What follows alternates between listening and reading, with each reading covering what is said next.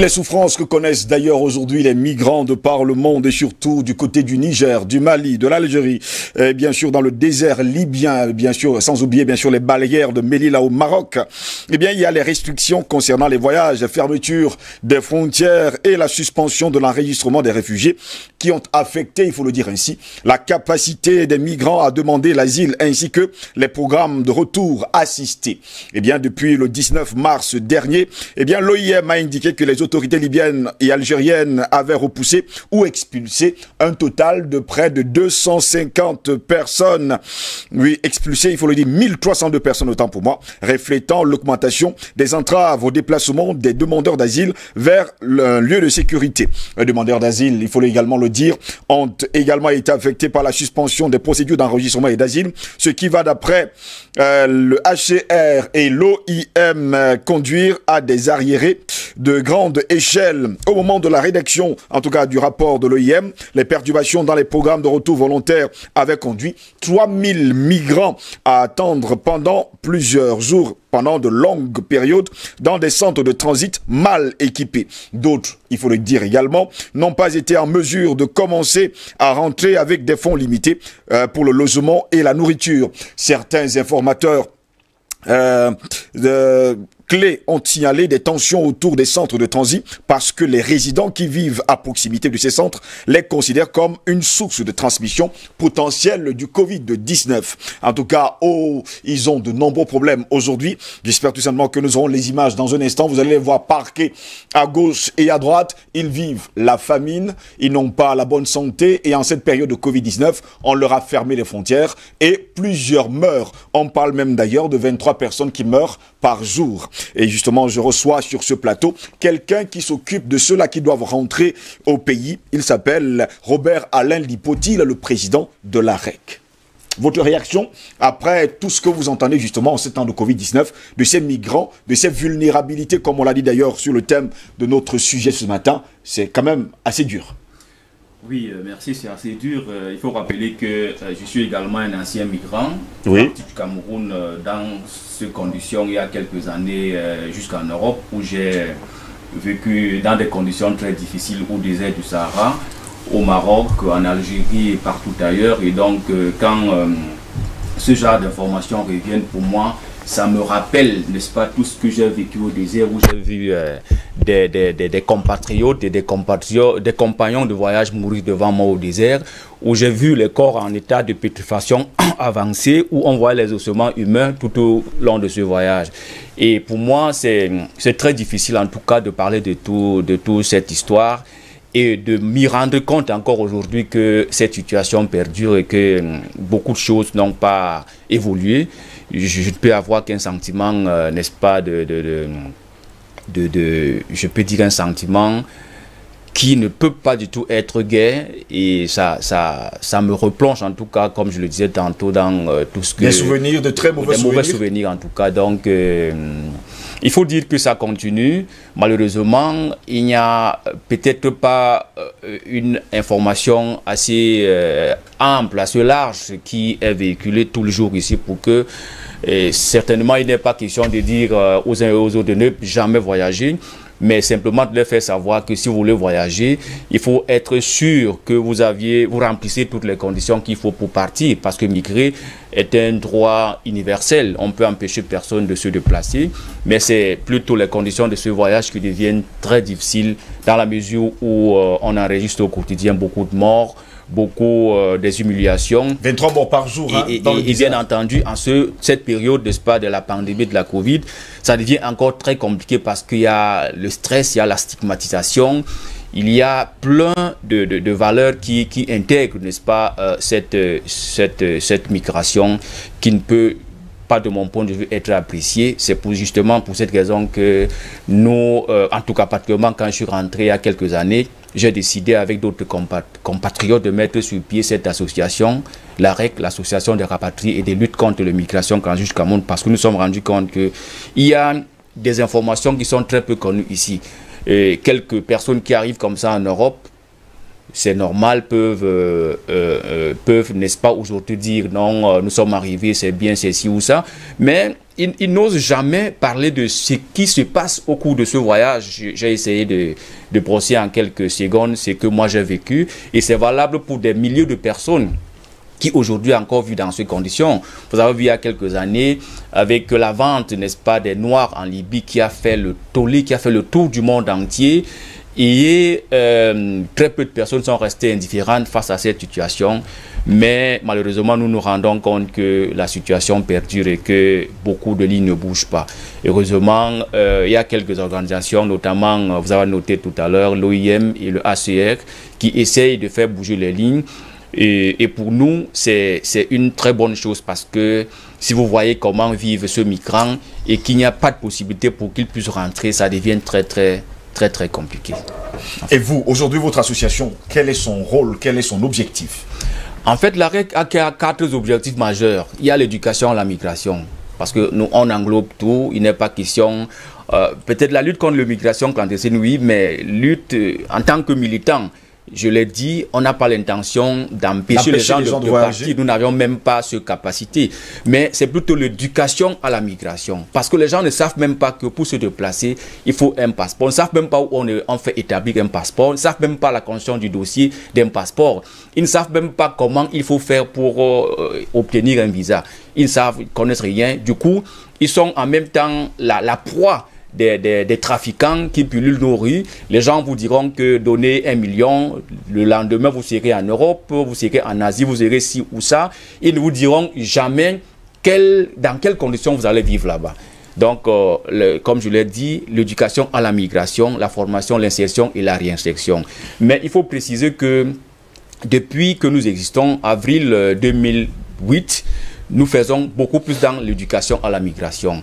Donc, nous avions eu pratiquement 2 projets majeurs. Le premier, c'était Lukayambak avec Hervé Tchemeleu qui est venu d'Allemagne. Après que la vente des Noirs en Libye a fait le tour du monde, il est venu, on a monté un projet qui a très bien marché. Ensuite, actuellement, nous sommes avec l'OIM Cameroun sur un projet de sensibilisation avec pour thème Cameroun, mon aventure. Ce projet nous amène dans les lycées, les collèges dans 3 régions du Cameroun, le centre, le littoral et l'ouest, qui sont recensés comme les régions majeures sur l'immigration. Et au cours de cette campagne, nous allons dans les lycées et collèges, je l'ai dit, pour réunir un grand nombre d'élèves de première et de terminale, notamment au moins 200. En fait, avant que la Covid ne survienne, nous projetons un documentaire, nous faisons des témoignages de ceux qui ont vécu. Occasion de sensibiliser. Voilà, pour aussi amener ces jeunes à comprendre.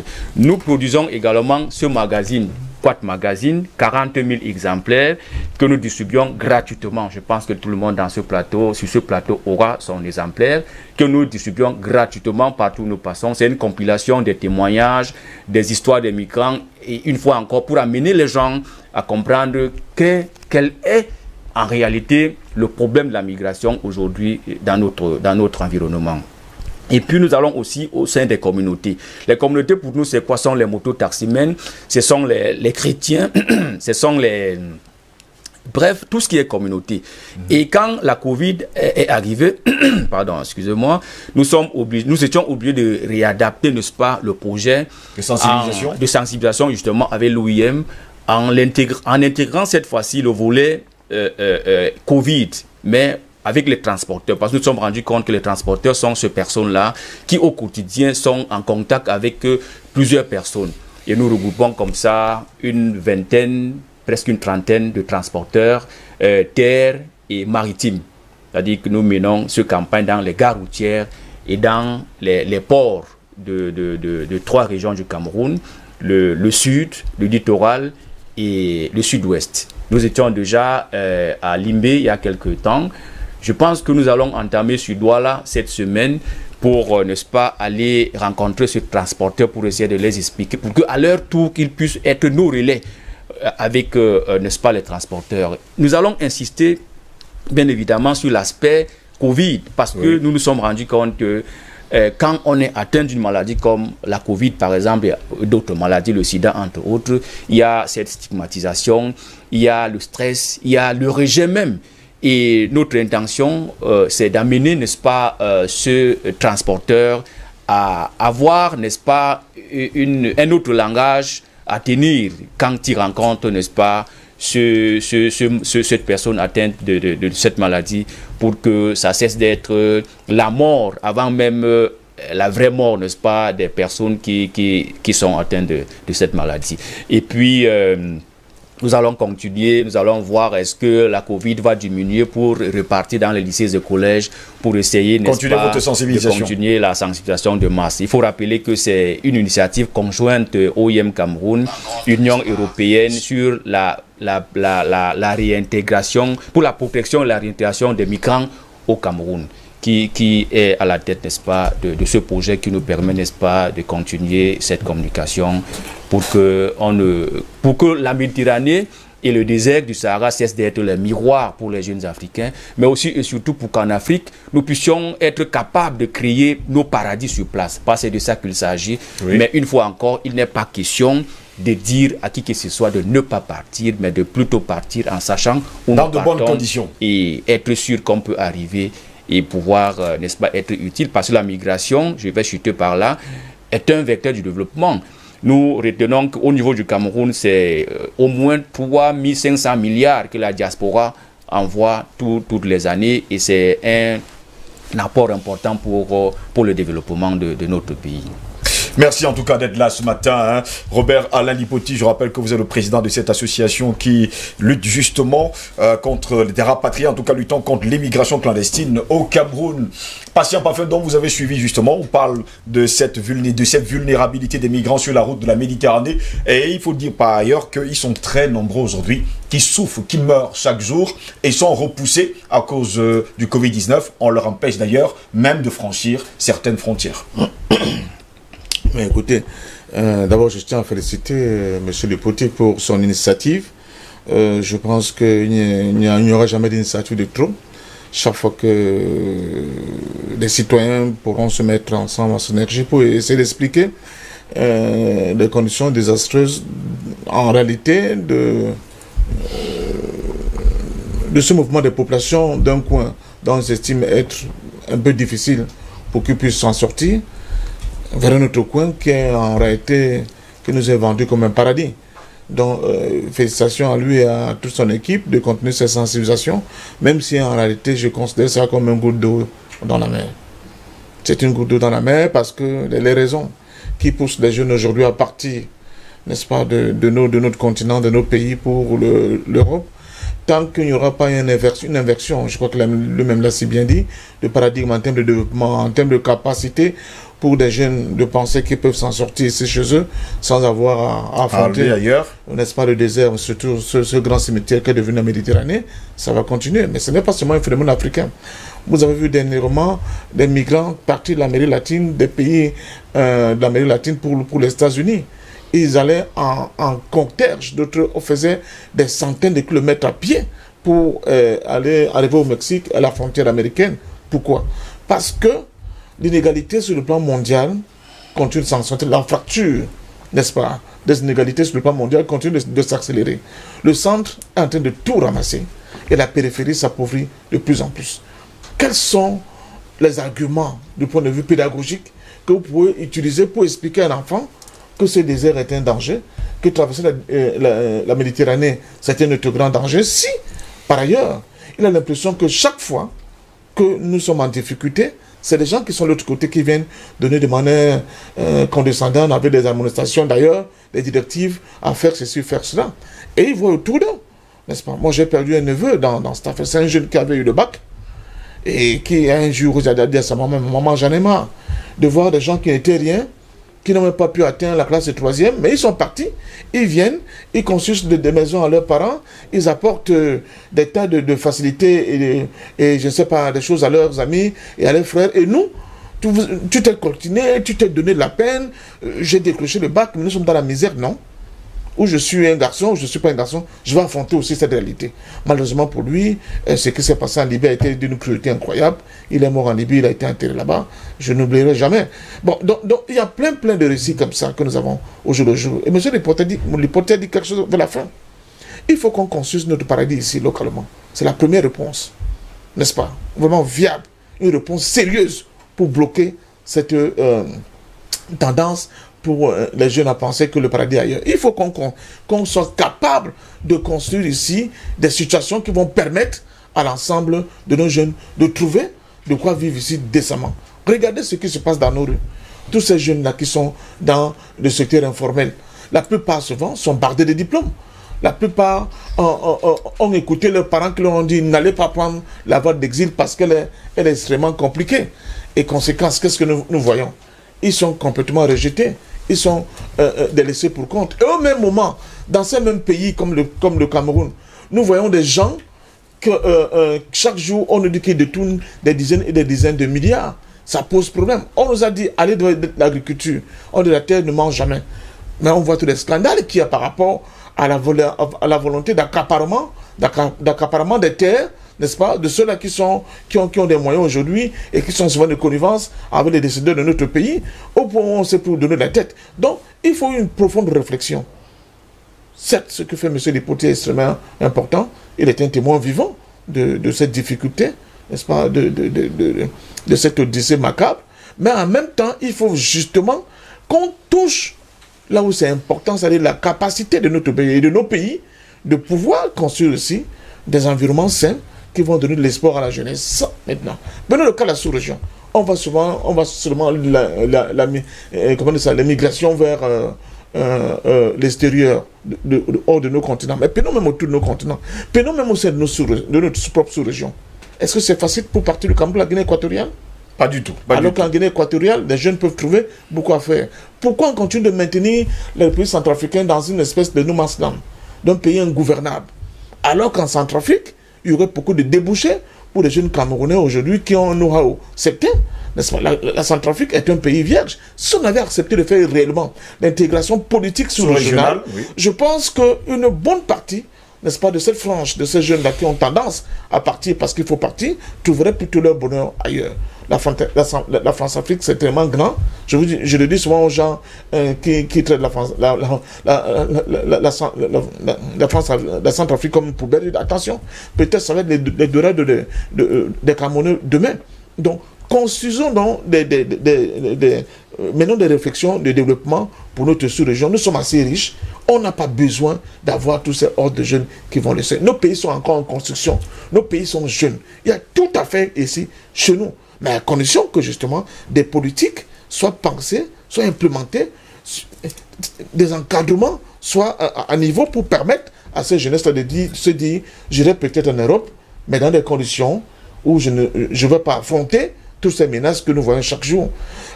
Tant que ce travail-là, tant que cette réflexion, tant que cette volonté, cette ambition n'est pas implémentée sur le terrain, je peux continuer de vous le dire, les gens vont continuer à partir. J'ai eu, pendant tout ce long week-end, vous avez suivi la fin Nganou, oui, le champion de grand sportif camerounais. Francis Nganou, vous avez suivi. Bon, ça allait dans tous les sens, je crois qu'on aura le temps d'en parler plus tard. Mais tout le monde, il y a quelque chose qui est revenu. C'est un beau ailleurs. Donc c'est quelqu'un qui a pris le chemin, n'est-ce pas, du désert, oui, et de la Méditerranée. Et voilà ce qu'il est devenu. Le grand champion, adulé par tout le monde. Bon, depuis quelques temps aussi, on essaie de le haïr, parce que soi-disant, il a apporté son expérience du côté du bir. Oui. Bon, c'est une connerie comme ça. Je demande ces gens qui... Il y a ceux qui disent que parce qu'il est américain, machin, ça arrive dans tous les sens, en tout cas sur les réseaux sociaux. N'importe quoi dans les réseaux sociaux. Alors, pendant qu'on y est, je vois quand même qu'il y a quelques-uns qui sont les grands peintres vénérés par ces gens-là, mais qui sont instructeurs à l'école de guerre de Simbok. Non, ce sont tes amis. Donc, je m'arrête là pour l'instant. Ce n'est pas le sujet du débat. Nous sommes au niveau de je sais que Charles l'immigration. Deux hommes politiques sur le même plateau. Non, ce sont ses amis d'hier qui nous empêchent la vie aujourd'hui. Donc, je dis, et j'insiste pour chuter, pour donner la possibilité aux autres de prendre la parole, de dire, honnêtement, c'est un sujet extrêmement important. Quand on voit les images comme celles que nous voyons là. Mais qu'est-ce que nous faisons? Que font nos décideurs? Partout en Afrique, c'est les guerres. Boko Haram par là, les djihadistes dans l'espace du Sahel par ici, dans même des endroits où coule le miel et le lait, comme le golfe de Guinée. Là encore, on voit des gens qui érigent des murs, On voit des pays qui sont transformés en pays de non-droit, alors que je te jure, si tout était fait dans le sens de donner de la place, de mettre l'homme au centre de toutes nos préoccupations, c'est des gens qui partaient de l'extérieur pour venir chercher. Pour venir justement chercher fortune ici chez nous. Messieurs, hein, on ne sait pas ce qui s'est passé, mais à l'instant même, une information vient de tomber. À l'instant où nous parlons et que nous avons soulevé ce sujet, il y a des ex-migrants d'Algérie revenus volontairement au Cameroun par le biais de l'OIM, Organisation internationale des migrants, sont en train de faire un mouvement d'humeur du côté de Bonapriso face au HCR. L'information vient juste de tomber. Albert Anatola, ici, je vais prendre votre réaction rapidement. Vous qui êtes journaliste, vous avez déjà fait d'ailleurs pas mal de papiers sur ces migrants, ces hommes et femmes qui quittent d'ailleurs leur pays natal pour aller chercher bonne fortune ailleurs. Mais d'après les statistiques de l'OIM, 10 sur 10, parfois ce n'est que 3 qui reviennent. Oui, tout à fait. Écoutez, c'est un phénomène qu'il faut aborder sur 3 prismes. Il y a d'abord le prisme, je veux dire, politique, parce que il vous souvient que après les premières et deuxième guerre mondiale, l'Europe s'est retrouvée en crise. Et l'Europe beaucoup d'Européens ont migré vers d'autres pays. Je ne suis pas certain que ces Européens qui ont migré vers d'autres pays à l'intérieur de l'Europe ont été refoulés, comme ça se passe très souvent avec notamment les ressortissants d'Afrique, pour la plupart. Lorsque vous regardez par exemple l'image que j'ai regardée tout récemment, vous voyez un bateau de migrants qui fait, je crois, pratiquement 2 ou 3 semaines en mer. En mer, parce que justement, ils attendent, l'armateur attend l'autorisation d'entrer, soit en Grèce, je ne sais pas où, soit en Italie, soit en Espagne. Bon, ça a créé, et c'était pas seulement les ressortissants africains, c'était les Syriens, les Pakistanais, les autres. C'est pour dire que ce n'est pas seulement une singularité des ressortissants africains, il s'agit d'un problème mondial. Ceci étant, je voudrais également aborder l'aspect structurel. Parce qu'aujourd'hui, je pense qu'il y a, tout à l'heure, le grand frère parfait nous le disait, c'est-à-dire qu'il faut, c'est vrai, il faut créer le paradis chez nous, il faut améliorer nos politiques de développement chez nous, mais il y a un problème. C'est que nous avons la prédation internationale qui vient justement nous dépouiller de nos ressources. Parce qu'aujourd'hui, vous avez des individus qui viennent, par exemple, aller à l'Est. Vous avez des individus qui exploitent notre sous-sol, c'est-à-dire l'or, le diamant, le cobalt, et tout ce que vous voulez, la forêt, mais ils ne créent pas les emplois. Parce que, je parle par exemple de la loi portant sur l'exploitation forestière, il était convenu dans la fameuse loi que on doit pouvoir créer des scieries pour justement créer des emplois. Mais malheureusement, ces grumes partent, n'est-ce pas, ces grumes partent dans les bateaux, dans les conteneurs, et sans créer aucun emploi. Non seulement ça ne crée aucun emploi, ça nous dégrade l'écosystème. Ceci, ça se passe au tout le monde. Donc, voilà donc un autre problème.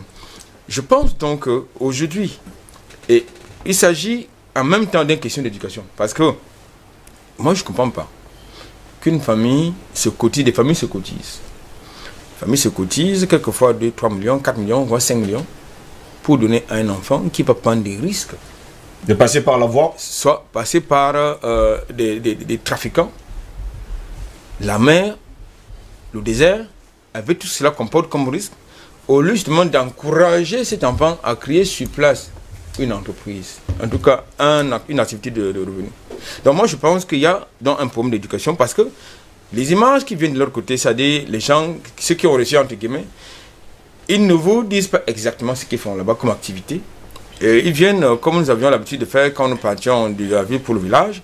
On faisait nos économies, s'achetait des beaux vêtements, on arrivait au village pour frimer. Sans toutefois dire que non, il y a d'autres réalités qui sont sous-jacentes et qui n'ont rien à voir avec ce que vous percevez. Et très souvent, c'est aussi le rôle des médias.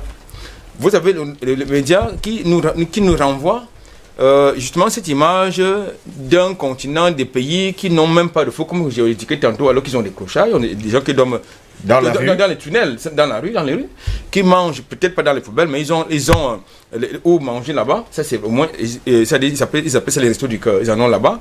Mais je pense que, à mon sens, c'est la faillite non seulement des politiques économiques, mais surtout des structures d'encadrement social. Parce que il y a une problématique qui meuble actuellement l'actualité, notamment pour ce qui concerne l'accaparement, non, l'expropriation, je préfère utiliser le terme, ce terme-là, l'expropriation des terres au fin, soit paraît-il, d'investissement, de création d'emplois, mais ça pose un problème. Ça pose un problème dans le sens que, si je prends le cas, par exemple, n'est-ce pas, du plan triennal spécial jeune, vous avez des jeunes qui sont porteurs de projets, oui, qui atteignent des financements. Beaucoup, malheureusement, n'ont pas de, et après plus de 5 ans après, ils n'ont pas de financement attendu, alors que leur projet a été validé. Bon, vous voulez demander aux enfants d'aller, aux jeunes d'aller à la terre parce que justement la terre ne ment pas. Cette terre-là, quand du moment qu'elle ne leur appartient pas, ou bien, admettons que vous avez une terre à mettre en valeur. Est-ce que vous avez les fonds, les moyens financiers appropriés, c'est-à-dire l'expertise des autres pour pouvoir vous accompagner? Donc je pense qu'il y a beaucoup de choses comme ça qui font l'objet de beaucoup de tapages, beaucoup de déclarations, mais qui ne sont pas suivies des faits. Maintenant, pour revenir donc à la problématique à la thématique du jour, je pense qu'il est important de comprendre une chose. Pour régler ce problème, il y a 2 choses à faire. La première chose à faire, il a commencé à le faire, c'est-à-dire la sensibilisation, dire la vérité à ceux qui ont l'envie de partir, que si vous voulez partir, c'est votre droit le plus absolu, mais voici les risques. Il faut beaucoup plus mettre l'accent sur les risques que sur les avantages. Si quand vous voulez décourager les gens à partir, il faut qu'ils partent en sachant d'avance quels sont les risques. Parce que c'est la chose la plus importante, parce qu'il faut créer un électrochoc. Parce que si vous ne créez pas un électrochoc, nous constatons tous les jours qu'il y a le commerce des Noirs qui a cours non seulement dans les pays du Moyen et du Proche-Orient, mais ça ne décourage personne. Bien au contraire, pendant qu'il y a une vague qui rentre, il y a une autre vague qui part. Ça ne dit rien à personne. Pourquoi? Parce qu'il n'y a pas un effet électrochoc. Et ça, c'est de la responsabilité de la société civile, des politiques et surtout des médias. Deuxième chose, à mon sens, là, il faut interpeller justement les politiques, c'est-à-dire le gouvernement, avec les autres acteurs sociaux. C'est-à-dire qu'il faut crier, parce que nous avons, tout à l'heure, le relevé, nous avons beaucoup plus l'immigration vers l'Europe, mais il y a également l'immigration vers le continent africain, où vous avez, c'est vrai, c'est pas aussi horrible que celle qui part vers l'Europe, mais c'est tout comme. Vous avez, il a pris le cas de la Guinée équatoriale pour y entrer, c'est la Croix-la-Bannière, pour aller au Gabon, c'est la Croix-la-Bannière, parce que moi j'ai connu beaucoup de personnes qui sont allées au Gabon, ils sont revenus les pieds devant pour la plupart. Allez savoir pourquoi. Donc je pense que il faut, à mon sens, revoir certains accords que nos États ont signés.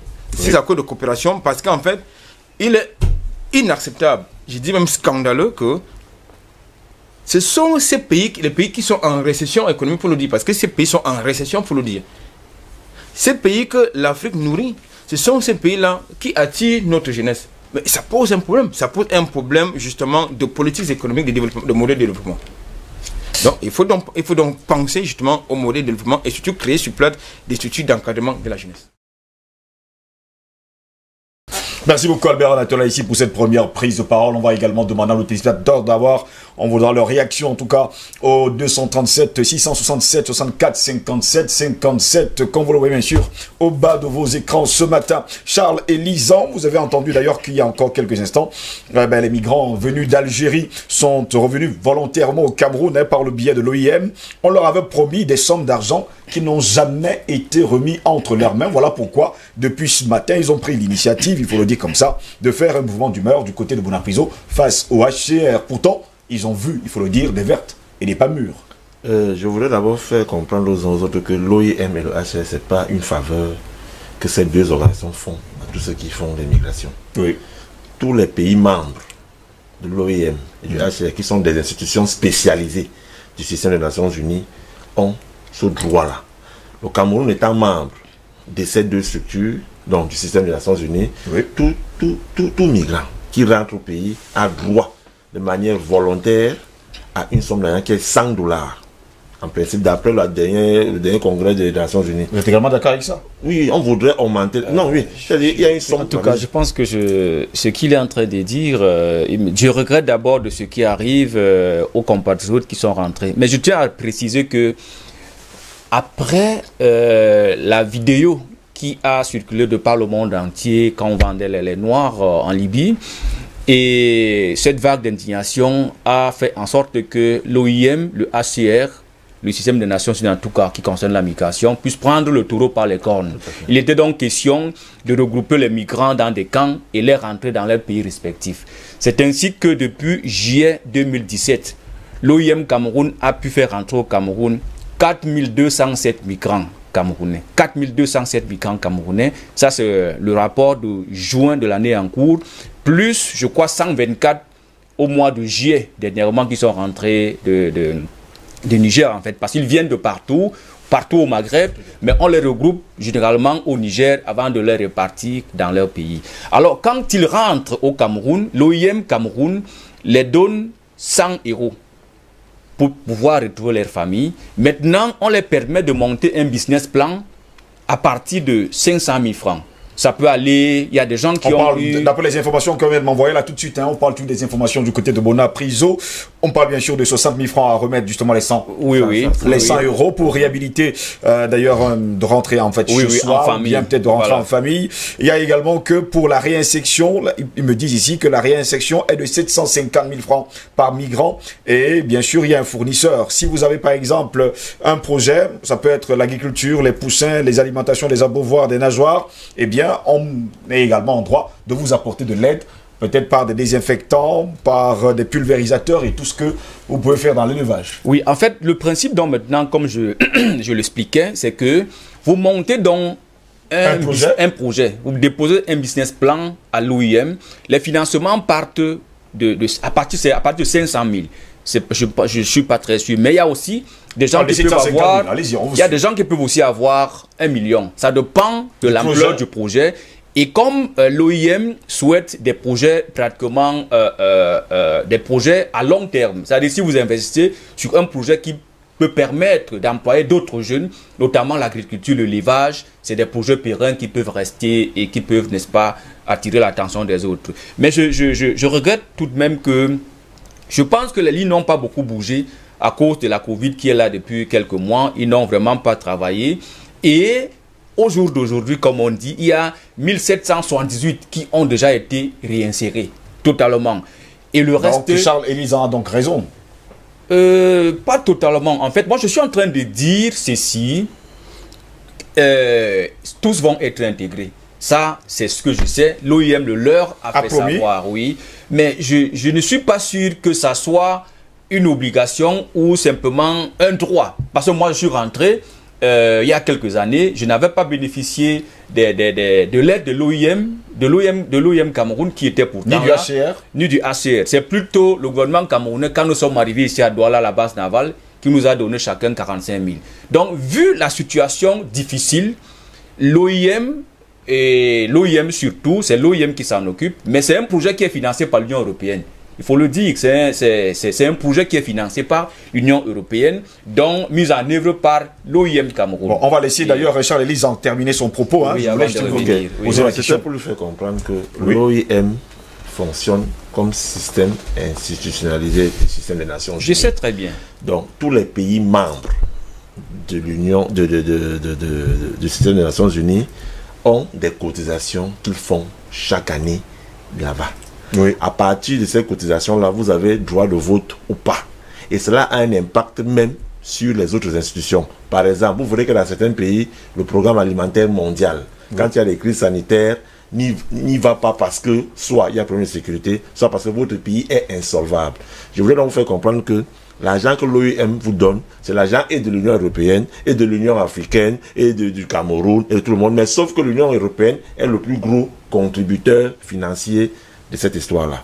Deuxième chose, il y a un quote-part que l'État du Cameroun, bien de tous les États, quand les gars sont rapatriés, mais quand ça ne va pas de l'autre côté. Par exemple, vous nous avez dit, j'ai voulu le dire, c'est que monsieur n'aurait peut-être réagi. Bon, c'est bon comme c'est vous qui l'avez dit, vous avez reçu un appui de la part de l'État du Cameroun. C'est ça le rôle d'un État. Maintenant, je vais vous donner une information. Si vous n'avez pas reçu de l'argent quand vous êtes revenu, c'est un abus ou c'est une frappe. Il faut qu'on parle comme tous les émis. Oui, c'est une frappe. Ça veut dire qu'on a quelqu'un a pris votre argent à votre place. Sauf si peut-être vous ne savez pas que vous avez droit de l'argent. Et j'ai dit ça se passe de deux manières. Quand vous rentrez de manière volontaire, la somme a il y a une certaine somme. C'est ça qui est justement 100 euros.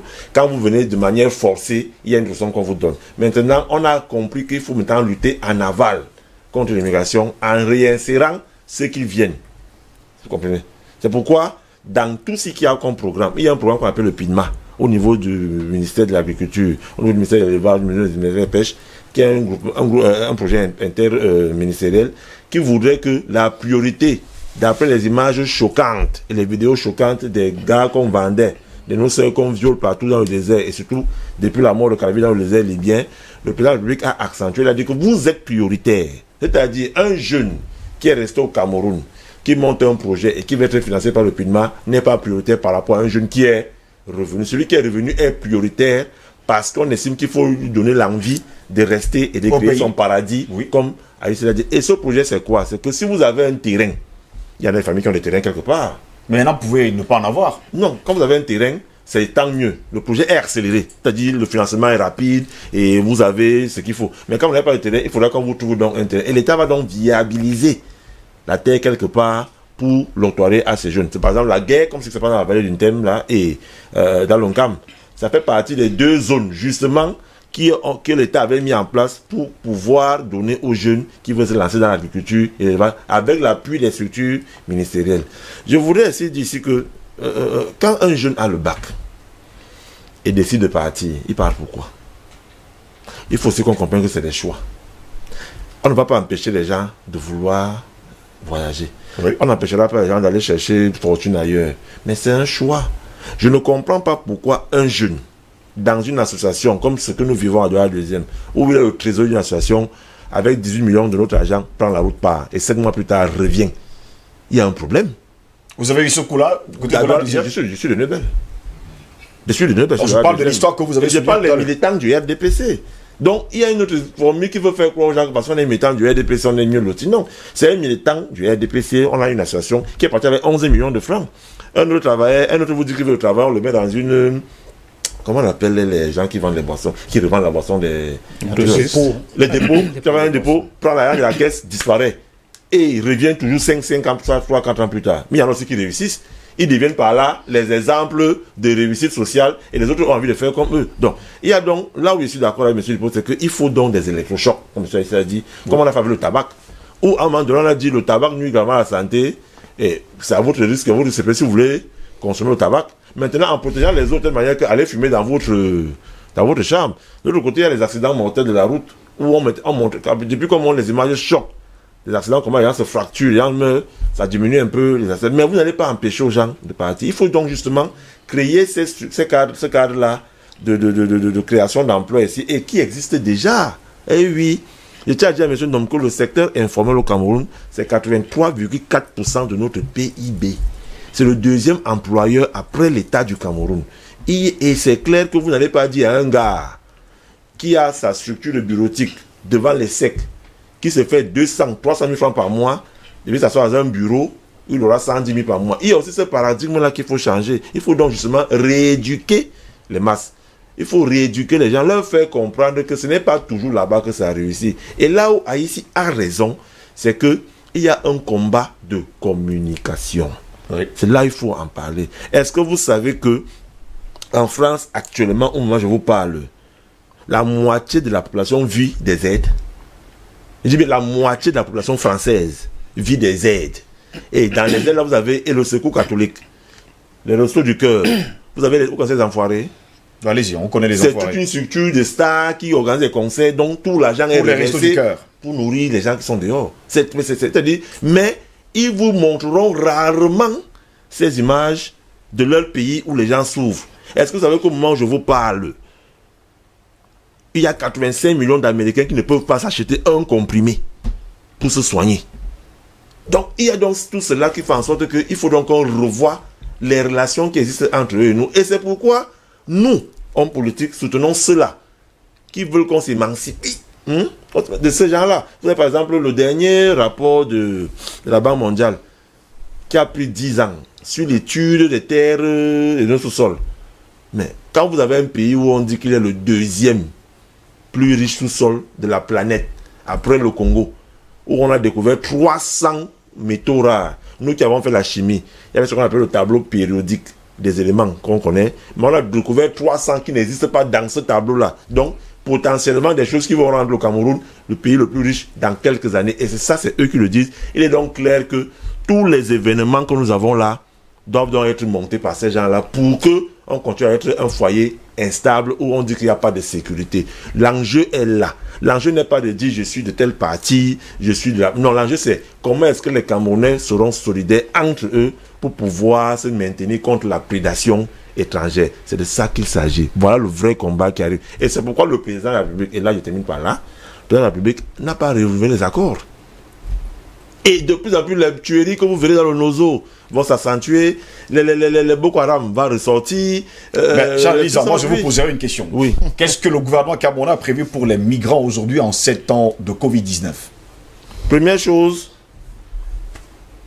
l'approche au niveau des aéroports. Depuis Ebola, il y a un plan sanitaire qui avait été mis dans nos aéroports, tous nos ports d'entrée du Cameroun, pour pouvoir reprendre ceux-là qui arrivent et leur permettre de ne pas contaminer la population qui est sur place au niveau sanitaire, parce qu'il faut d'abord protéger ceux qui sont déjà dedans et pouvoir accueillir ceux qui viennent et les protéger aussi. Deuxième chose, les réintégrer socialement. Je vous ai parlé tout à l'heure d'un projet qu'on appelle Pinma, qui n'est pas assez connu. Voilà un projet. Pourtant, ils sont nombreux d'ailleurs qui meurent. Qui meurent justement dans les déserts, qui sont des esclaves aujourd'hui. Mais qu'est-ce que le Cameroun ira faire en Libye? Quand il y a un pays qui n'a même pas de gouvernement, où vous avez le général Haftar et un autre là-bas qui dit que c'est leur pays. Comment est-ce que le Cameroun pourra faire si ce n'est que par le biais des organisations internationales? Qu'est-ce qui s'est même passé en Libye pour que la Libye devienne ce vaste champ d'esclavage-là? Quand on va se dire ce genre de choses, c'est clair que vous avez en Libye, écoutez très bien, c'est un jeu politique international. Vous avez en Libye le meurtre, l'assassinat de Kadhafi, qui donne donc la voie, qui ouvre la voie jusqu'au Niger, Tchad, Burkina Faso, et les mêmes Français qui ont tué Kadhafi, qui viennent créer ce qu'ils appellent le G5 Sahel, oui. Et vous avez le couloir, quelques 500-300 km qui arrive au Tchad, et au Tchad, vous avez le Cameroun qui est à côté, avec Boko Haram qui a commencé à s'inscrire au Tchad, c'est clair. Vous avez au niveau du golfe de Guinée là-bas, avec le lac Tchad et tout, le Nigeria, où Boko Haram a né, et qui a quitté bizarrement, a traversé le Nigeria pour le Cameroun, et vous avez les relents de même chose qui se trouvent au niveau de la façade atlantique au nord et au sud-ouest. C'est clair que le gouvernement ne peut rien faire tout seul. C'est pour ça qu'on a dit à riposte globale, à menace globale, riposte globale. C'est une action combinée de tout le monde qui va faire en sorte que quelque chose se passe. Et c'est pourquoi c'est regrettable de voir que pendant qu'on doit être unis pour travailler, un pays se met à construire un mur. Heureusement qu'il est revenu à la raison. Il a dit que bon, lui va encore détruire son mur. Donc, pendant qu'on veut donc être solidaire pour lutter contre la menace extérieure, vous avez entre nous-mêmes des gens qui construisent un mur, des gens qui remettent en place des visas d'entrée pour entrer dans leur pays parce qu'ils estiment qu'eux ont le pouvoir à ce moment-là. Aujourd'hui où ce pays devient donc insolvable, qu'est-ce qui se passe actuellement en Guinée équatoriale? Vous savez qu'ils sont maintenant de quitter la Guinée pour le Cameroun? Ils sont nombreux d'ailleurs, on le sait pertinemment. J'étais encore hier, il faut le préciser, ce week-end, du côté de Nkolmetet, dans le centre. J'ai vu pas mal de bonnes choses d'ailleurs de ce côté-là. On va y revenir peut-être dans une prochaine édition de Libye ce matin. Vous avez suivi les uns les autres, hein, monsieur Lipoti, vous qui avez été un ancien jeune homme qui est allé en tout cas chercher fortune ailleurs. Finalement, vous êtes revenu au pays, vous avez pris l'initiative de créer une association pour essayer de sensibiliser les uns les autres à ne pas y aller parce que ce n'est pas seulement là-bas le paradis. Oui, avant de répondre à votre question, je ne suis pas totalement d'accord avec M. Zhang parce que moi je suis militant. Je peux comprendre sa fougue politique, l'émotionnel politique en tant que militant du parti au pouvoir qui, je ne sais pas trop, moi je ne sais pas la politique. Mais moi je dis, je suis militant, il faut qu'on soit pratique. Tous les programmes qu'il cite, il y a même un autre programme que je vais lui rappeler, c'est le Paris Jeudi, qui est inséré au ministère de la Jeunesse. Mais finalement, c'est des programmes où vous ne pouvez pas avoir un financement. Il ne faut pas facilement avoir un financement. Moi, je ne connais pas un migrant de retour qui a eu un financement au sein de ce programme. Moi, je connais pas. Il vous donne des noms, avec les adresses. Non, il faudrait peut-être... Je précise qu'il n'y a pas une grande majorité. Hein. Monsieur, il n'y a pas une grande majorité, il y a un problème. Vous allez prendre la parole. Laissez quand même M. Lipoti terminer, parce que c'est quand même lui qui est concerné. Mais je vais simplement vous dire que pour beaucoup les aider, allez tout de suite à Bonapriso, prenez tous ceux qui sont là-bas, et vous les inscrivez dans ce programme pour qu'ils puissent en bénéficier. Ils n'ont aucun problème avec le Cameroun. Ils ont un problème avec l'OIM. Ce sont des Camerounais. Non, ils manifestent où actuellement? Monsieur Zhang, vraiment, moi je suis d'accord avec vous, mais laissez-moi un peu essayer de vous dire ce que moi je sais. C'est peut-être vous parlez de manière traversale sur plusieurs choses sans beaucoup plus être efficace. Moi je suis un spécialiste des questions de migration et la traite des personnes. Aujourd'hui au Cameroun, si on veut travailler dans ce domaine, sans nous, ça va être un petit problème. Donc, parler de ça sur ce plateau et que je l'accepte, alors qu'il y a des milliers de Camerounais qui sont rentrés depuis des années, qui leur espoir se pose sur l'OIM, alors que le gouvernement est là et qui voulait que j'accepte ça parce que vous êtes du RDPC, je ne suis pas d'accord avec vous. C'est l'OIM, monsieur, qui finance ce projet. La raison pour laquelle ils sont actuellement à l'OIM, parce que c'est qu'on leur avait promis, ça tarde. C'est l'argent qu'on doit leur donner quand ils rentrent. C'est de ça que je suis en train de dire. C'est différent. Non, monsieur, les migrants qui sont actuellement, un instant s'il vous plaît, les migrants qui sont actuellement du côté du Bonapriso, ils sont revenus depuis 2017 pour d'autres. Ils ont reçu l'argent. Écoutez que je vous dise. Et ils attendent justement avec des projets pour être financés. Terminons. Charles-Élisa, on va revenir avec vous dans les 100 euros, c'est automatique quand vous arrivez. J'ai précisé à l'entente que moi, je suis pas rentré de cette vague. Je vous dis que c'est tous ceux qui rentrent du projet de l'OIM. Quand vous arrivez à Yaoundé ou à Douala, les 100 euros, c'est automatique. Vous devez retrouver vos familles. Maintenant, vous montez un business plan. Un projet. On finance à partir de 500 000 francs CFA. Et ça allait un peu plus. Vous êtes en train de m'amener à reprendre ce que j'ai dit. Et ça voudrait dire que vous n'êtes pas informé. Qui, par exemple? Pardon? Donnez non. Il y a des billets. Non, donnez non. Je vous dis que l'OIM Cameroun, à ce jour... Moi, je vous donnerai 5 noms de Camerounais que l'État a financé pour réintégrer socialement. Je vous dis que... Laissez au moins terminer, M. Lipoti. Je vous dis qu'à ce jour, l'OIM Cameroun a intégré 1778 Camerounais. Un nom. 1700. Un nom. Il y a Foka Jean. Il est actuellement ici à Douala. Il vend le bois au marché de bois qui est derrière le lycée de Petit Paris, bon, je ne sais pas, Bobongo Petit Paris. Il y a des milliers, monsieur, je dis 1778. Donc ce gars qui sont à Bonapriso, c'est parce que leur financement ou alors leur réintégration tarde à cause de beaucoup d'arrivées. Je vous rappelle que ce projet de l'OIM était parti pour 3 ans pour recevoir 850 Camerounais. Avec tous ces passés en Libye, nous sommes aujourd'hui à 4207 plus 124 qui sont rentrés en juillet. Ça fait que l'OIM est dépassé, débordé. Donc, le gouvernement camerounais, pour revenir, soutient de manière institutionnelle les papiers, la facilitation de ci et de ça, mais très peu pour de l'argent, pour des financements de projets. Ça, je peux vous le dire. Et si vous voulez, on peut organiser un débat pour en parler. Je ne parle pas des problèmes politiques, je parle des problèmes qui sont vrais. Et les chiffres que je vous donne sont les chiffres de l'OIM Cameroun. Je vous dis 4207 plus 24 en juillet qui sont rentrés. Et les 124 sont rentrés. Les 124 ont été tous testés négatifs Covid. Une chose qui nous a beaucoup arrangé. Il y a 972 qui ont eu le soutien psychosocial.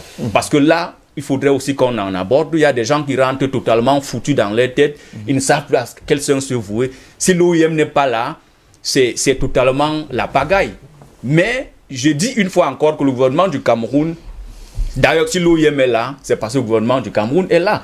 Nous ne sommes pas dupes, nous savions de quoi nous parlons, mais ne présentez pas le gouvernement du Cameroun comme étant le financier de projet. C'est l'OIM, financé par l'Union européenne. Et je vais vous dire, tous les projets du monde entier, même quand ils sont cofinancés, on ne peut pas manquer de mettre le nom de tous les financiers. Mais pour ce projet, il est financé par l'Union européenne. On va revenir dans un instant. Les déportations, il faut le dire, patient parfait de ont commencé depuis fin 2017 en Libye. Mais la vague de mai 2018 venant de l'Algérie n'a jamais été réinsérée, contrairement aux différentes vagues de 2019 et 2020 qui, eux, ont été formées dans divers domaines puis réinsérées. Ils pensaient que la vague de mai 2018 a été découragée. Et faute d'impatience, eh bien, on nous fait savoir qu'ils sont retournés en Algérie. Pourtant, eh bien, ils étaient là toujours pour pouvoir avoir cet argent que déclare d'ailleurs M. Lipoti ce matin. Non, mais ce qui est surréaliste sur le plateau, c'est que M. Zan essaie de nous présenter le Cameroun comme une espèce de paradis. La question que je peux lui retourner, mais pourquoi ce jeune-là parte? C'est un choix. Quel choix? Pourquoi le Nigérian part? Alors pourquoi les Qataris ne viennent pas comment dire ça, ils ne viennent pas au Cameroun? Ils sont à Paris. Non, mais ils vont à Paris comme quoi? Comme migrants qui vont dormir dans les rues? Non, ils vont à Paris pour acheter. Parce que non, monsieur, chez eux, c'est un paradis. N'est-ce pas? Entre guillemets. Sur le plan financier, sur le plan de l'encadrement de leur population, ils ont réussi. Mais je vous dis quelque chose, monsieur Zan. Le Cameroun, la sous-région, le Gabon, la Guinée équatoriale, c'est 1000 fois le Qatar. Mais sauf que c'est tellement mal géré. Sauf que, bien sûr, avec des élites qui ont accepté, ces élites dont tu soutiens, qui ont accepté justement que nous soyons dans cette position d'obliger vis-à-vis de l'Occident qui n'a jamais en réalité accepté de nous donner l'indépendance dont nous avons besoin. À partir de ce moment-là, tout ce que vous dites là, moi, ça m'amuse. Le président de la République lui-même s'est rendu compte que le haut commun de l'État, au lieu d'être au service de la nation pour développer justement le pays et permettre qu'on puisse réinsérer le maximum de jeunes qui sortent de leur scolarité, je ne sais pas, des institutions de formation, ces gens-là ont fait même basse dans la fortune publique. C'est le président de la République lui-même qui les a menacés en disant: vous allez rendre gorge, Conakry est plein de vos militants qui ont volé des centaines de milliards et qui ont tué complètement tout espoir de développement, et n'est-ce pas, et qui ont justement amené ces jeunes à se dire: si je ne peux pas trouver l'emploi chez moi, autant aller tenter ma chance. On parle des jeunes qui ont pris des millions, mais ils sont combien? C'est un pourcentage faible. La plupart de ces gars-là qui prennent le chemin du désert et la Méditerranée, ils partent souvent avec presque rien, avec des sommes minables, parce qu'ils n'en ont pas. Très peu de jeunes censés, avec 10 millions en main, vont accepter de prendre le chemin de l'exil. Soyons quand même vraiment cohérents, il ne faut pas insulter les gens. Très peu.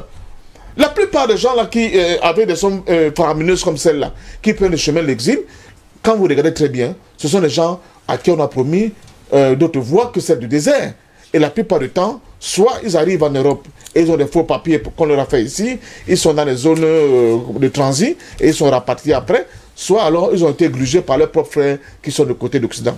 Mais les gars qui prennent la voie du désert, ces migrants qui prennent la voie du désert, qui arrivent au niveau du Maghreb, l'Algérie, le Maroc et la Libye qui est devenue une grosse, c'est une prison aujourd'hui pour les nègres, c'est une zone d'esclavage pour les hommes noirs.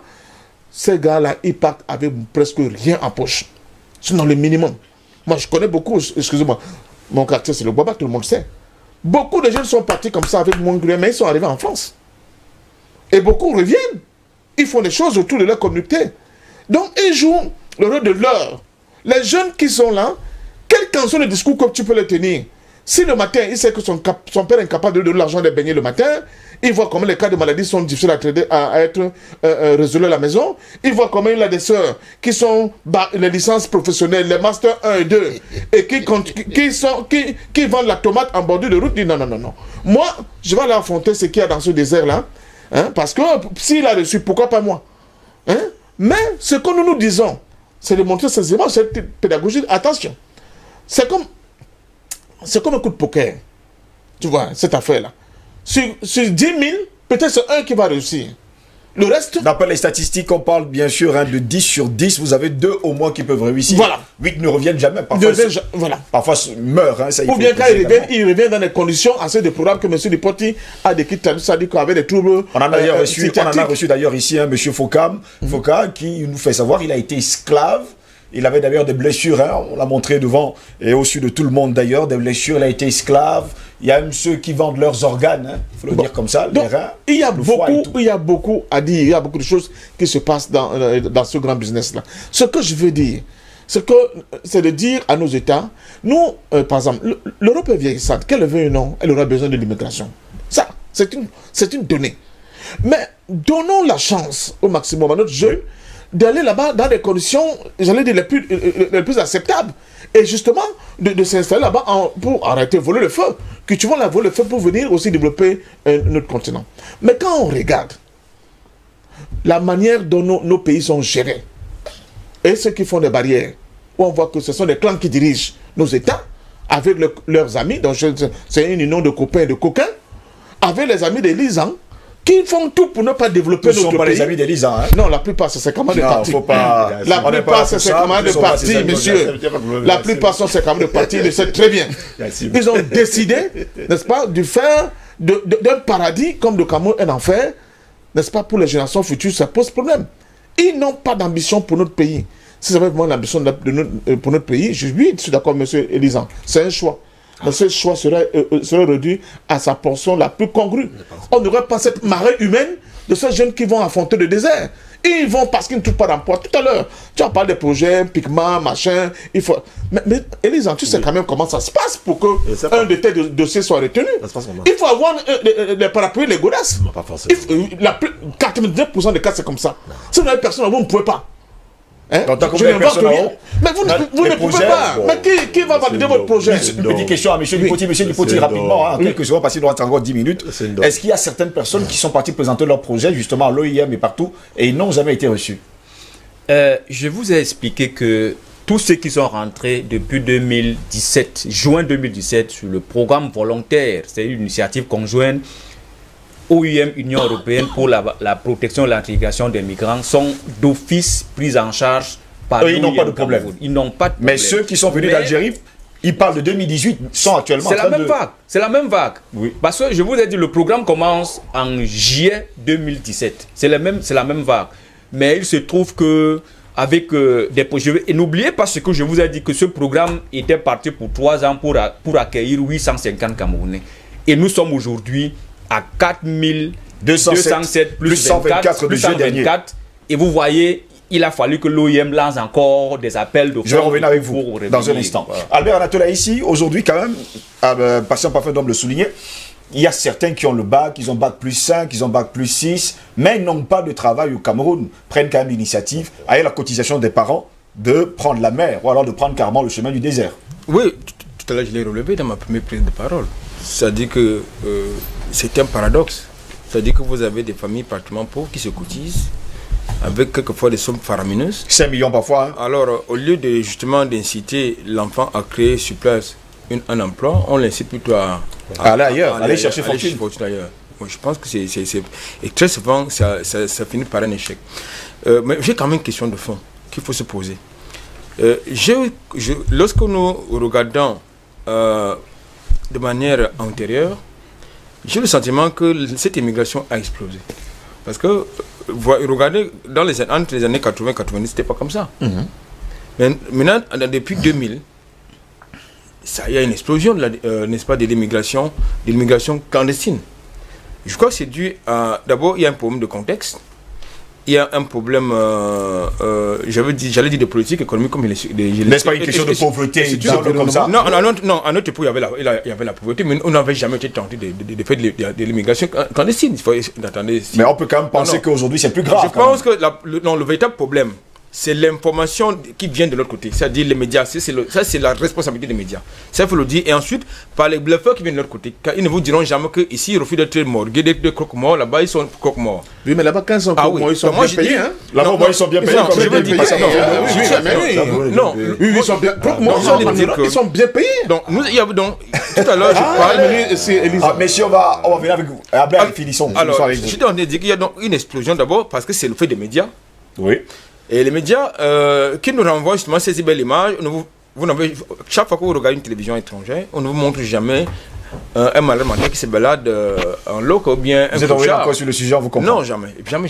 Donc, deuxième chose, pourquoi? Parce qu'ils sont dans le bluff, ils sont dans le rêve, ils vendent le rêve. On ne vous dira jamais qu'aux États-Unis, vous avez des individus dont le rêve américain, c'est d'avoir une grosse voiture à tous les prix. Et je vous rappelle également, Albert Anatola, ici, d'après les statistiques, que les Américains migrent du côté de l'Allemagne. J'y arrive. Donc c'est pour vous dire qu'en fait, pour eux, c'est un rêve d'avoir une voiture et dormir dans la voiture. Oui. Et là, la voiture devient une habitation. Donc, c'est pour vous dire que je comprends le grand fait d'homme, mais il y a quand même quelque chose qu'il faut préciser. Oui. Lorsqu'on parle de politique, parce qu'il faut aussi dire que vous avez une responsabilité en tant que politique.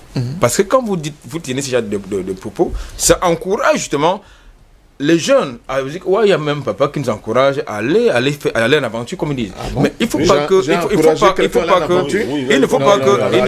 l'immigration Non, il ne faut pas que l'immigration...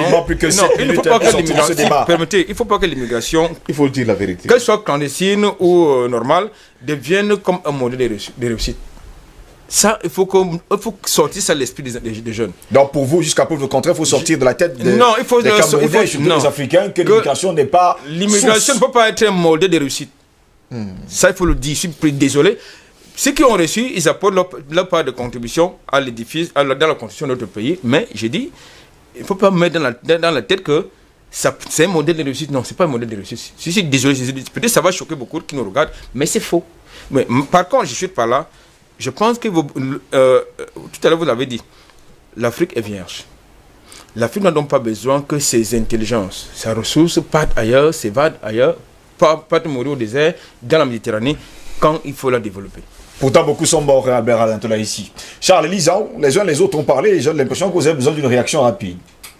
Une réaction bien... Une réaction, votre réaction, parce qu'on attend votre réaction, parce que oui, je voudrais... Pour vous, jusqu'à peu le contraire, le gouvernement a fait de belles et grandes choses. Je dis, la courbe doit être inversée de manière cérébrale et non de manière structurelle. Oui. Il y a des choses qui sont faites par les gouvernements africains pour empêcher leur jeunesse d'aller voir ailleurs. Même quand on ne peut pas empêcher à cette jeunesse d'aller voir, oui c'est vrai. Vous ne pouvez pas me dire qu'un enfant qui a un bac D, comme celui que j'ai vu hier à une réunion, et me dit qu'il va aller faire pharmacie à Rouen. Alors qu'il y a 4 universités, 4 facultés au Cameroun qui forment les médecins en pharmacie. Mais il va là à Rouen faire pharmacie. Est-ce que c'est sûr qu'à la sortie de cette école, il pourra avoir le travail? Qu'est-ce qu'il faut qu'en sortant de Rouen, il aura le travail? Donc à un moment donné, c'est de ça qu'il s'agit, grand frère. Le problème c'est à ce niveau. Ce n'est pas au niveau. Qu'est-ce qu'il y a ici qui me fait ne pas aller chercher là-bas? C'est-à-dire, avant on pouvait comprendre qu'à cette époque, quand on a envie d'aller faire chaudronnerie en Allemagne, en France, parce qu'ils avaient les instituts là-bas qui pouvaient former les jeunes. Mais quand vous avez l'IUT, vous avez Polytech, vous voulez partir en Belgique, faire une formation que vous avez ici, il y a un problème. C'est dans la tête. Deuxième chose, deuxième chose, je voudrais vous faire comprendre qu'un croque-mort, comme vous trouvez qu'un croque-mort à Paris est bien payé par rapport à celui qui est ici, je connais des croque-morts ici à l'hôpital de Newbel qui vivent bien, les enfants sont à l'université, ils lavent les corps là à l'hôpital de district de Newbel. Donc je n'ai pas à lui dire que le croque-mort de Paris est mieux payé que lui. C'est ça que vous Le problème n'est pas à ce niveau. Le problème c'est au niveau du fait que montrons à nos enfants, nos jeunes sœurs, nos jeunes frères qui veulent aller à l'extérieur, que ce que vous partez faire là-bas, il y a ça ici. Par exemple, je pourrais dire à monsieur l'hypothèse que dans leur association, si vous avez déjà peut-être des jeunes qui viennent vers vous et qu'est-ce que vous leur parlez de l'immigration, quelles sont les motivations? Qu'est-ce que tu vas aller faire là-bas? S'il y a ça ici, on le décourage à y aller, on lui montre qu'il y a ça ici. Et maintenant, le politique intervient au niveau, quand vous avez à faire la sensibilisation à ce niveau, que le politique vienne maintenant ouvrir la voie à l'enfant qu'il faut. Et ainsi, c'est inconcevable qu'un enfant qui a eu sa licence, et voit que son collègue, son voisin qui n'a pas la même licence que lui, travaille parce qu'il y a eu des passe-droits. Et là, je suis d'accord avec vous qui peut avoir des passe-droits, mais ça ne devient pas une règle. C'est pas une règle. Moi, je suis un jeune, né à Douala, grandi à Douala. Je suis un bêtis qui vit à Newbel. Donc, quand je vais tous les matins à 5h35 en Excel, mais c'est parce qu'un Camerounais a eu cette volonté-là d'employer ses frères camerounais. Et j'ai posé mon dossier, on m'a pris. Il n'y a pas eu de... C'était ma chance. Mais avant ça, j'étais où? Je travaillais aux brasseries. Je marchais en route. Quand les brasseries voulaient lancer un nouveau produit, on demandait aux jeunes de venir. Je me mettais en route. J'avais un carnet, boutique après bas, il y a un nouveau produit qui arrive, l'appel fort, un exemple. J'ai travaillé à la communauté urbaine. Quand on veut faire une route, il faut sensibiliser la population. Demandons à nos jeunes d'avoir ces rêves-là, de travailler à ce niveau-là, oui, et que de leur faire comprendre qu'ils ont le droit de voyager. Parce que je termine par quelque chose. Allons-y rapidement. Si monsieur Potier a les chiffres, vous verrez qu'en Afrique, ce sont les pays les plus développés qui ont le plus grand nombre d'immigrants. Et c'est bizarre, ça devient bizarre. Que les pays les plus développés, que le Nigeria, l'Afrique du Sud, l'Algérie, le Maroc, mieux développé que le Cameroun, aient plus d'immigrés là-bas que le Cameroun, qui est moins développé qu'eux. Il y a un problème. Ça veut dire qu'il y a que... C'est pas un problème de forcément de manque de travail dans leur pays. C'est qu'à un moment donné, aussi, on a aussi envie de partir, parce que là-bas, ça se voit bien. Et c'est là où je rejoins Anatoine ici, c'est que nous-mêmes créons notre paradis. En le créant, commençons par les informations que nous-mêmes nous véhiculons à l'extérieur. Si vous, politique, vous ne filmez que la route qui est gâtée pour montrer aux Blancs Et c'est normal que ça ne va pas passer. Filmons aussi la route qui passe devant JBS qui est aussi bonne. Il faudra qu'on se construise comme ça. Messieurs, je vais revenir avec vous dans un... Bon, déjà l'émission est déjà terminée. Non. Une réaction en quelques secondes. C'est un tas d'amalgame que M. Zhang a été de porter. C'est un tas d'amalgame. Vraiment. Écoutez, premièrement, dans ma démonstration, je n'ai jamais demandé aux jeunes que prenez la route. J'explique pourquoi, à mon sens, ces jeunes prennent la route. Tout simplement, c'est un fait. Ce n'est pas une question d'argument. Mais je montre un fait. Écoute, M. Zhang. Oui. Attention, ce que vous dites là. Oui. C'est des choses très graves. Comment? Vous donnez l'impression que c'est le plein emploi au Cameroun et que ceux qui sont en train de partir, c'est des fous. C'est faux. C'est faux, monsieur. Vous le savez très bien. Vous donnez aussi l'impression que c'est suffit de vous lancer dans l'informel et vous allez forcément réussir. Là aussi, c'est faux. Ah, il faut aussi aller, vous allez réussir. Attention, monsieur. Ce n'est pas ce que je dis. J'explique les faits. Pourquoi les jeunes partent. Vous avez une chance. Ne donnez pas l'impression que les autres, c'est les feignants qui ne veulent pas se débrouiller. C'est ça qui n'a pas de chance. C'est un jeune, il travaille. Mais combien de gens aimeraient être à la place de Ngozi ne peuvent pas, puisqu'il n'y a pas assez de... Alors la solution, c'est de voyager. Mais oui, pour d'autres, c'est de voyager. Je vous dis merci. Parce qu'ils ont vu d'autres qui ont voyagé, qui ont réussi. Même dans vos propres familles. Vous avez vos pontes qui ont des milliards. Tous les enfants vont faire les études en Occident. Est-ce que c'est faux? Les jeunes partent de l'Occident pour venir faire le concours de l'ENAM. Il est DG d'entreprise. La plupart de vos ministres, tous les enfants sont en Occident. Pourquoi? Mais oui, c'est terminé. Mon père est administrateur civil principal hors hiérarchie. Mon père. J'aime ça l'école au Cameroun. Merci. Voilà, merci. Patient, merci également à vous. Je pensais que ça commençait à prendre une autre ampleur là. Monsieur Ngos, bravo pour votre plateau. Soutien total à Monsieur Parfum d'Homme, signé Godola Garé. Eh bien, merci également à vous. Bonjour, que Dieu vous bénisse. Façon dont Monsieur Zamman, mon cher, laisse-moi te dire que tu trouveras Dieu aux toilettes. Joseph Tombok depuis Douala. Bon, c'est pas pour ça que vous êtes là, messieurs, vous qui nous regardez. Bonjour à tous sur le plateau. Bonjour à tous sur le plateau d'IBS Matin. Il y a une chose que je ne comprends pas dans ce pays. Devons-nous toujours attendre que le pire arrive pour trouver des solutions? Pourquoi ne pas anticiper à la base? D'accord, vous allez financer des projets des migrants. Et que faites-vous des jeunes qui chôment au pays et qui n'ont pas le courage et les moyens de prendre la route? Ceci est directement pour Chaleur Elisan. C'est Charles Elisan d'ailleurs, la politique du ventre. Bon, d'accord. Et c'est signé Tachim Patrick. Il le dit d'ailleurs. Bonjour DBS et au prestigieux panel constitué ce matin chez nous en Afrique. Entreprendre n'est pas chose facile. Il y a à propos d'obstacles qui prennent le futur entrepreneur, l'injustice, la haine, la malgouvernance. C'est la triste réalité que vivent d'ailleurs les Africains. Comment rester les bras croisés, ne rien tenter lorsque certains des nôtres qui reviennent avec l'or? Christian Yemele depuis Yaoundé, Jouvence. Bonjour à vous sur le plateau. Cette route n'est pas facile, surtout la traversée d'Arlit au Niger vers Tamarasset en Algérie et Anador au Maroc. C'est un autre monde. Moi, j'avais Boza Grand Bem. J'étais entré par Séville en passant par Tanger. J'avais choqué l'Espagne, mais j'avais été déporté pour le Cameroun. C'est Machiavel. On espère également que vous avez eu au moins quelque chose venant justement de l'OIM ou en tout cas du gouvernement.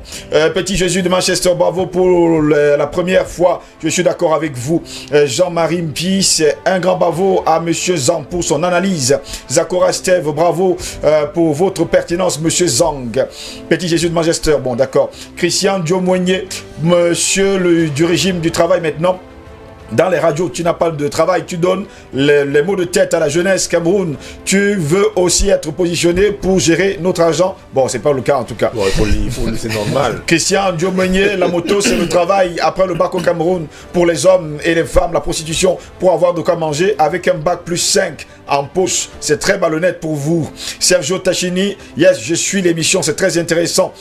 Zakura Steve, les Américains immigrent en Allemagne. John Sopro, soutien au président du Parti républicain, le docteur Jos Gilbert Bamola, il n'est pas sur ce plateau en tout cas. Orine Dobounian, John Sopros, vous allez tourner comme vous voulez. Un pays qui ne fait pas la comptabilité de son patrimoine étatique est voué à l'échec. Docteur GGB, digne fils de la République. Koné Oumar, je suis d'accord avec vous. Jean-Marie Pied, sachez une chose, la France compte plus de 4 millions de chômeurs. Un croque-mort comme vous le dites, gagne à peine le SMIC loué en 2 pièces. Ça vous coûte environ 800 €.